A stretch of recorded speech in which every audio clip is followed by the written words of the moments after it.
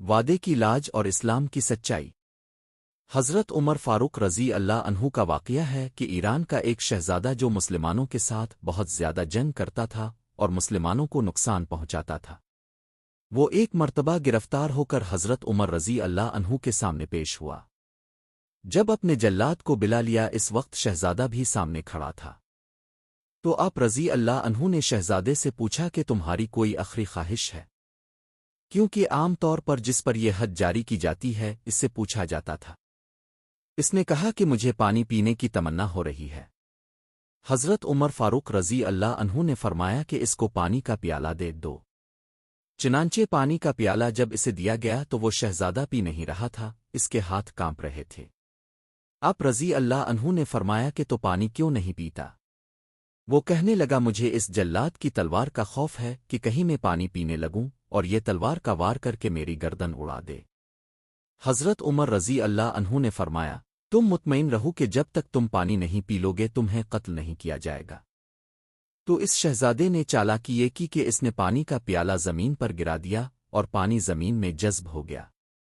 وہ کہنے لگا، اے مسلمانوں کے امیر المومنین، اپنے وعدے پر پکے رہے کیونکہ میں نے پانی نہیں پیا۔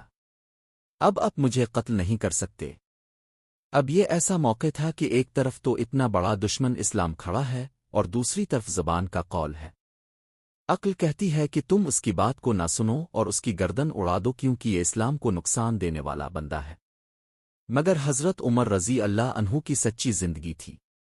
آپ نے فرمایا، تم نے ٹھیک کہا کہ میں نے قول دے دیا تھا، لہذا چونکہ وہ پانی تم نے نہیں پیا ہم تمہیں قتل نہیں کر سکتے، اس لیے میں تمہارے قتل کا حکم واپس لیتا ہوں۔ جب اپنے قتل کا حکم واپس لے لیا تو مسلمان بڑے حیران ہوئے کہ یہ شہزادہ اپنی چالاکی کی وجہ سے پھر بچ نکلا۔ لیکن حیرانی اس بات پر ہوئی کہ جب اسے معافی کا حکم نامہ سنایا تو کہنے لگا، اے امیر المومنین، میں نے یہ حرکت اس لیے کی تھی کہ اگر جلاد کو دیکھ کر میں کلمہ پڑھ لیتا تو دنیا کہتی کہ شہزادہ تھا، موت کے ڈر کی وجہ سے مسلمان ہو گیا۔ میں نے ایک ہیلا اختیار کیا جس سے میری جان بچ گئی۔ آپ مجھے قتل نہیں کر سکتے۔ اب میں آزاد ہوں۔ اپنے دل سے کہتا ہوں کہ جس دین کے اندر قول و وعدے کا اتنا احترام ہے میں بھی اس دین کو قبول کرتا ہوں۔ چنانچہ وہ کلمہ پڑھ کر مسلمان ہو گیا۔